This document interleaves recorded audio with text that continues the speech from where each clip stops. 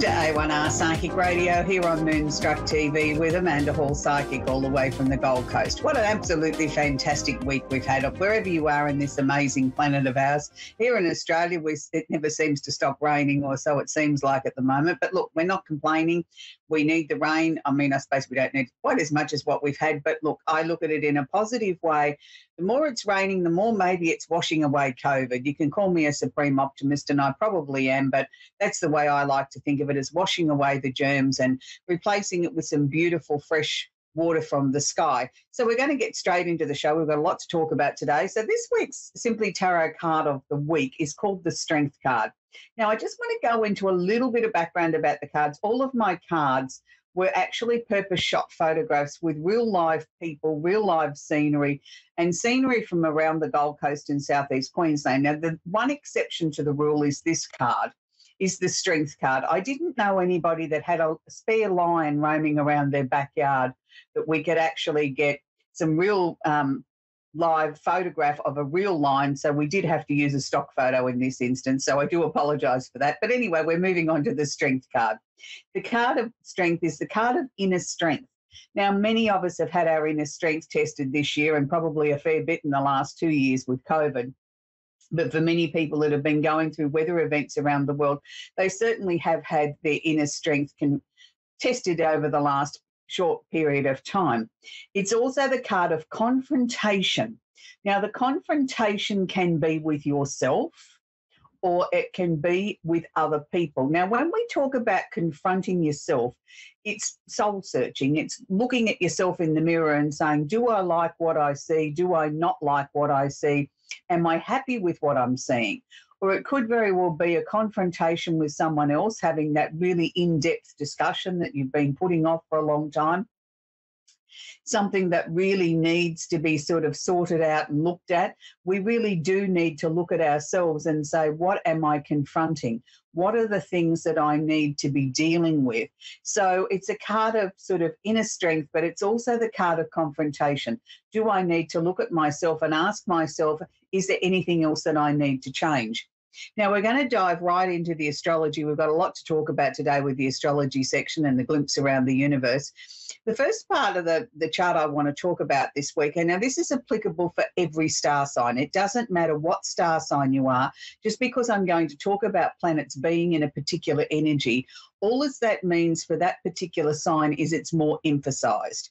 It's stronger, or they'll notice it more, but it is applicable for all the 12 star signs.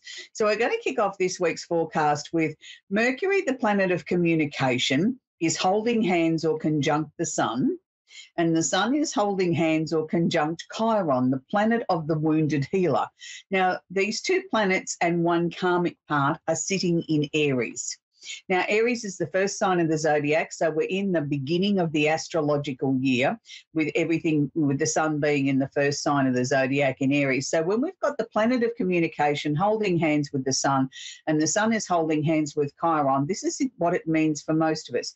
There is a lot of communication going on at the moment around the world.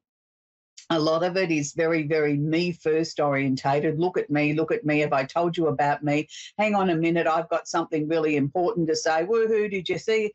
I'm speaking, I've got the really important message. We all need to hear about it.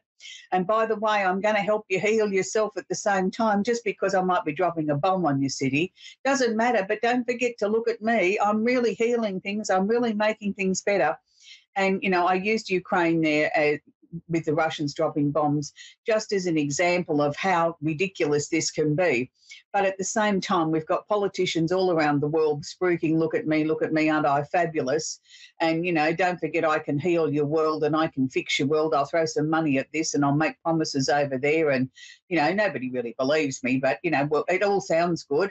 And don't forget, it's me first. I'm the most important person in your universe because you've elected me, or I want you to elect me, or you know, I've got the biggest bag of bombs in my yard than you've got. It's a very selfish sort of time. For us mere mortals, it may just be more about sort of looking at what communication that we need to put forward. Maybe this is the time when you do need to sort of look at maybe healing some of those rifts with family and friends, things that maybe have gone on too long. or conversations that need to be had so that we can start to begin the healing process. Sometimes as human beings, we sort of either go in feet first and really sort of say what's on our mind and then regret it later, or a lot of times we tend to hold it inside ourselves and think, oh, no, I won't bring that up because I don't want to start a family argument, or I don't feel ready to confront that yet. And we go on like this, and we do it for years until it festers and festers and festers inside of us, and usually manifests itself in some form of disease in the body that, you know, we end up with an illness or a sickness or an injury or something like that because we've blocked the energy. Well, now is not the time to block the energy. If you've got something to say it. Maybe choose your words carefully at how you deliver it, but get it off your chest. It's a good time to sort of clear the air and say what's on your mind, even though the other person may not be as responsive as you'd like them to be, and they might be pushing and shoving and saying, but what about me and what about what I've got to say?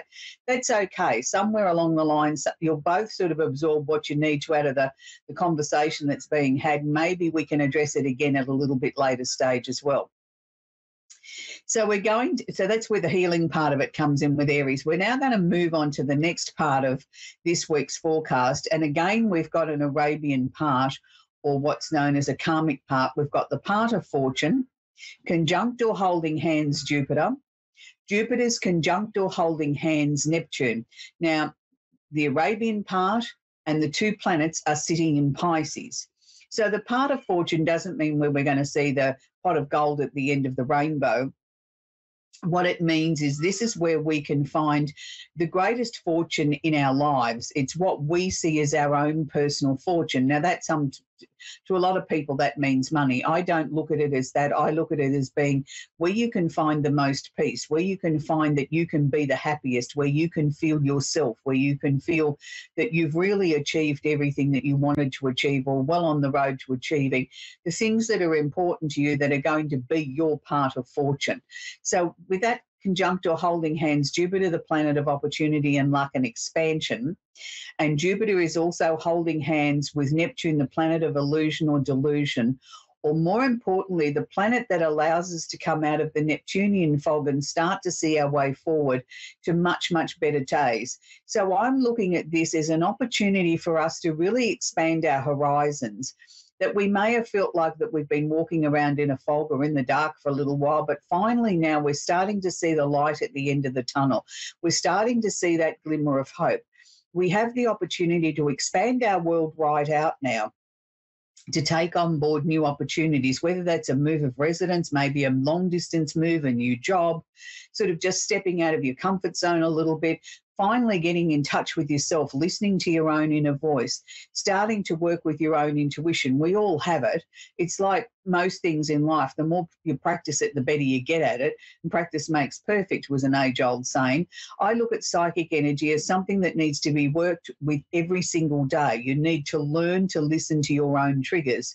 My personal belief on this sort of thing is if something's driving you nuts, if an idea keeps coming into your head and it literally drives you nuts, then that's what you should act on. Don't always act on the first thing that comes into your head. It might be just like a slideshow or a flick of a PowerPoint presentation. It's just here 1 second and gone the next. So we're looking for something that's consistently there, that's driving you mad, that's what your intuition is asking you to act on or look at, explore, and then make a decision on which way you proceed forward. But with anything that's in Pisces, it's also a time sometimes of completion phases where we're bringing some very important areas of our lives to a completion because it is the 12th sign of the zodiac. It also is very, very creative. So be aware that your emotions may be very heightened. They can be very positive 1 minute and they can be very negative or down in the doldrums the next minute and everything in between. It's sort of asking us to explore everything, to leave nothing to chance. It's like picking up an object and keep turning it over and over and over and over and over and making sure that we haven't missed anything. So if you're looking to start some new projects in your life or you're contemplating that and you're wondering how to get started, maybe now a couple of minutes of just keeping yourself still. Some people call it meditation, but keeping yourself still and just see where your mind takes you. And then, make a note of that. That may be just the start of that spark of that brand new adventure that you're going to be taking, whether it's now or whether it's in 6 months' time.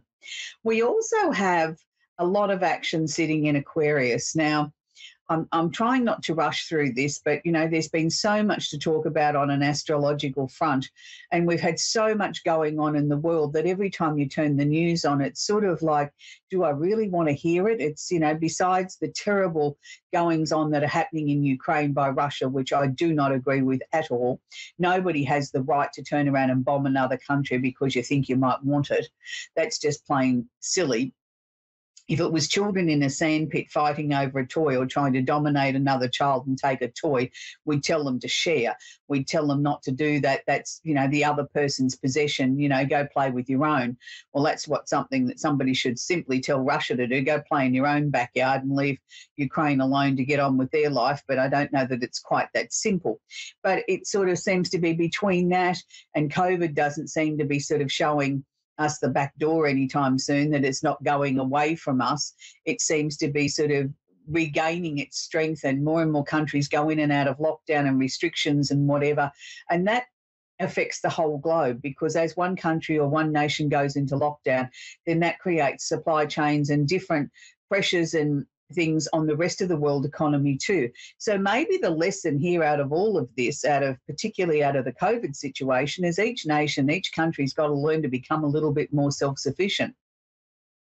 And maybe they need to rely on their own resources, you know, learn to go back to manufacturing, learn to produce things in their own country. That sort of, if we're going to have more and more pandemics, as the experts seem to be predicting, well, we've got to start looking at the much more long-term future.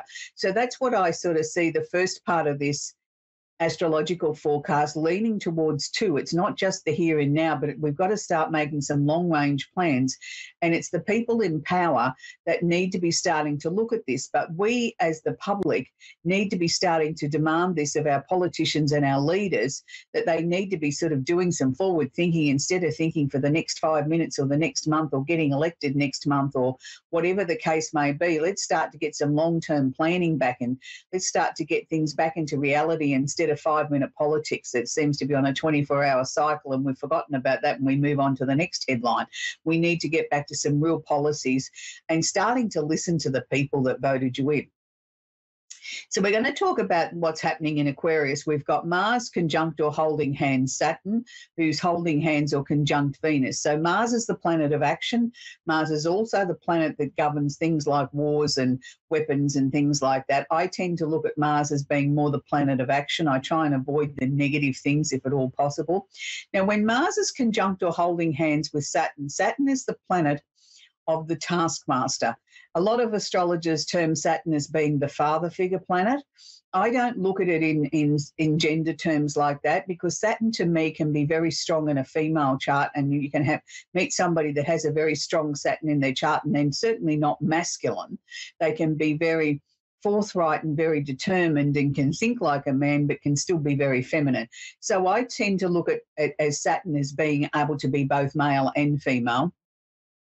Saturn comes along and says, okay, I'm going to give you the discipline. I'm going to give you the rules and regulations, how to structure this, how to deliver what it is that you're looking to deliver or achieve here. Yes, there may be some restrictions there, and there may be some things that you're going to have to bear with me that you don't particularly like, but let me assure you, this will lead to a better outcome. It will lead to more structure. It'll lead to more definite answers that you're searching for, and give a much more solid direction to be able to achieve your goals. Now, while Saturn is also holding hands or conjunct Venus, Venus is the planet of love and affection, and it's not always where we look for relationships in a chart. It's the things that we love to do. Now, because it's in Aquarius, Aquarius is always the sign of the unusual, the unexpected, the difference. Thinking outside the square, allowing yourself to be different, not wanting to conform with the rest of the sheep. It's thinking for yourself. It's sort of coming up with those light bulb moments. It's coming up with things that other people might be a bit shocked and say, oh, wow, I didn't expect that.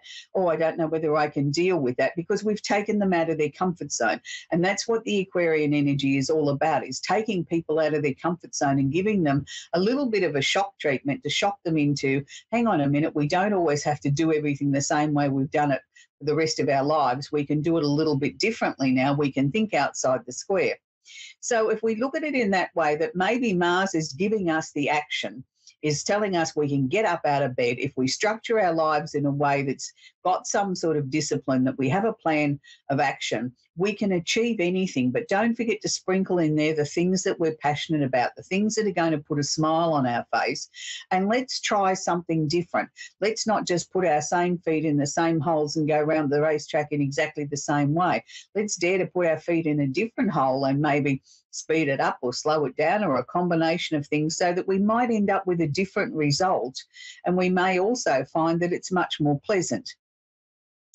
We still have Pluto in Capricorn. Pluto's been there since 2008, and it's interesting, as Pluto's nearing the end of his time in Capricorn. I keep saying that, but he's going to be there till 2024, but he is nearing the end, that things are intensifying, and this is why we're starting to see things around the world almost seeming like they're going out of control again. Back at the beginning of this transit was when we had the global financial crisis, and, the world went into a meltdown as, banks foreclosed on homes and people lost homes and jobs and everything like that. And we supposedly learnt something from that as a world. Well, I'm here to say now I doubt very much that we learnt very much from that. We said at the time, yes, yes, yes. We went rah, rah, rah. Yes, we've learnt this, we've learnt that. We won't let these mistakes happen again. And here we are again, not even, 20 years later, looking at very similar situations caused by different things, but we're looking at very similar results, where the world is in chaos again, finances are in chaos again.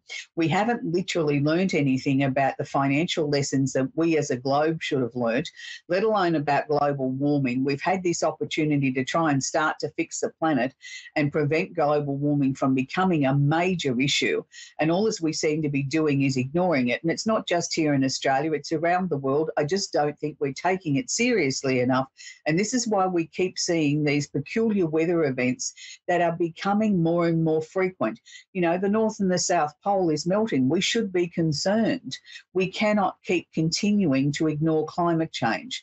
So these are the things that I think Pluto is really ramming down our throats and making it sort of seem exaggerated, that we need to take action now. And that may be just part of the reason why the pandemic hasn't gone away yet, or we haven't found the answers and the solutions to get it under control, because we still haven't fixed the problems of the world. We're still looking at things in a very greedy sort of way, in a monetary sort of way, instead of looking at the real issues that need to be sorted and allowing people to make some decisions for themselves without penalising them if they want to make some choices and, work from home or whatever the case may be. We need to start embracing these changes.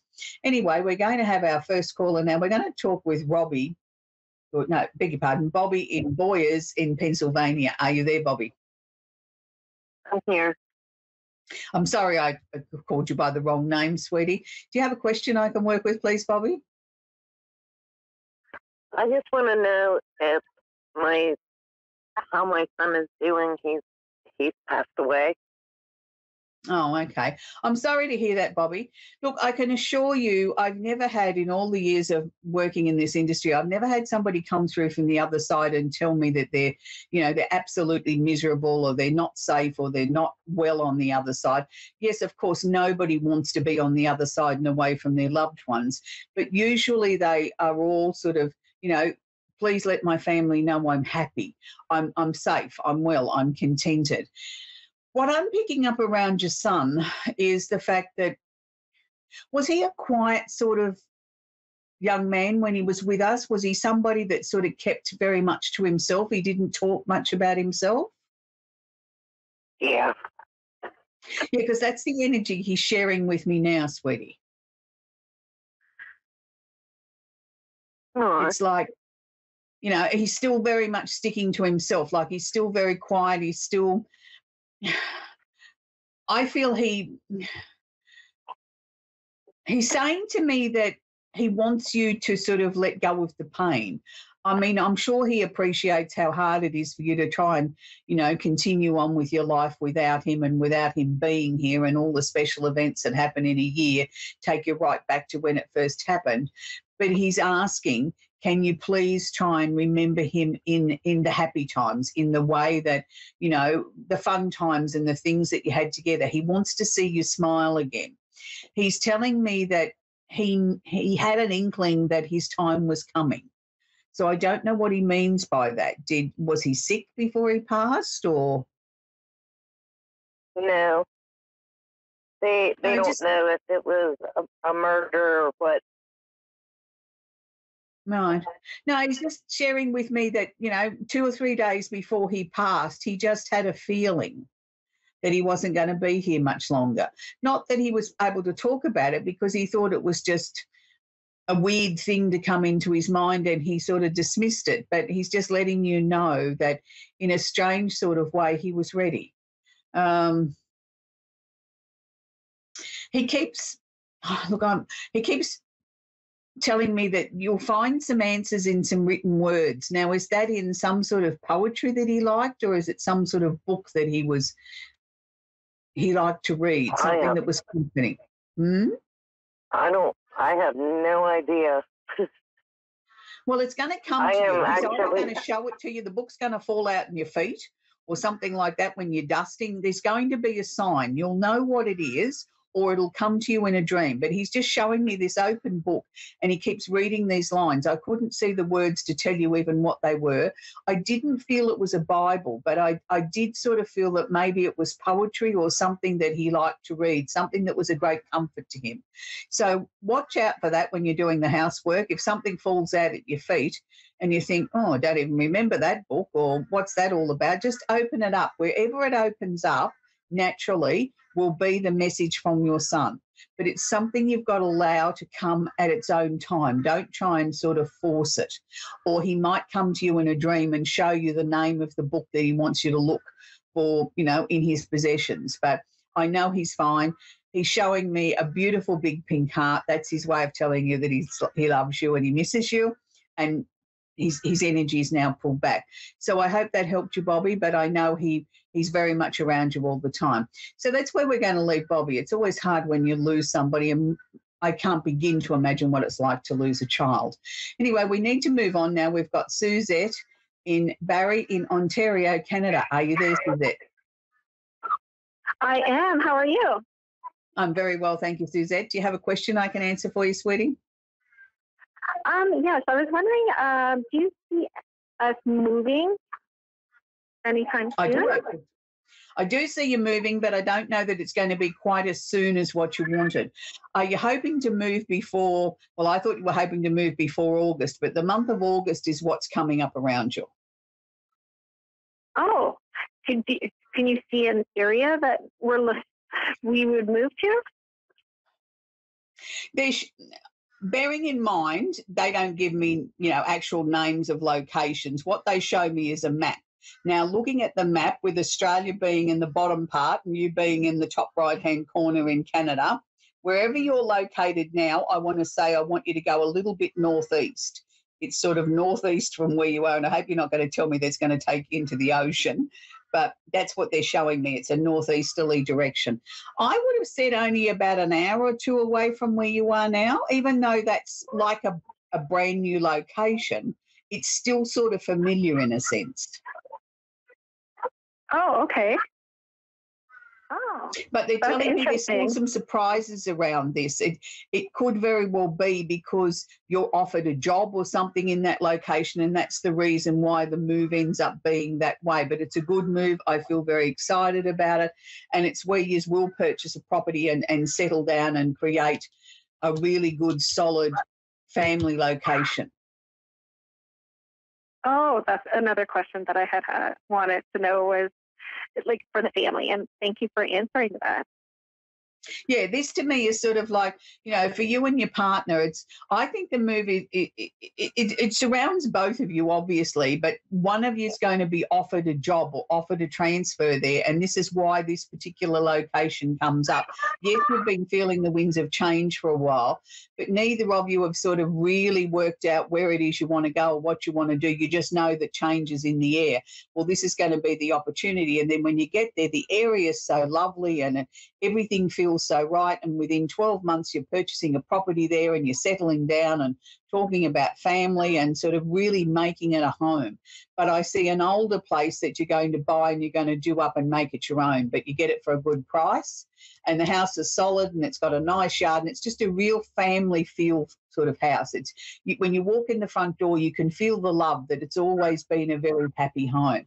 So it's going to be a great home for you to, expand the family and set down some really good, solid family roots. So that's where we're going to have to leave it, Suzette. But I do know that things are really moving quite fast for you and your partner, and you just got to believe in that there's a master plan and all of the details will be shown to you at the right time. So it's interesting that people are on the move. People are sort of looking to reconnect with people that have passed over. There's a lot of energy out there at the moment, and a lot of us are feeling sort of quite insecure about where things are going and are we on the right path.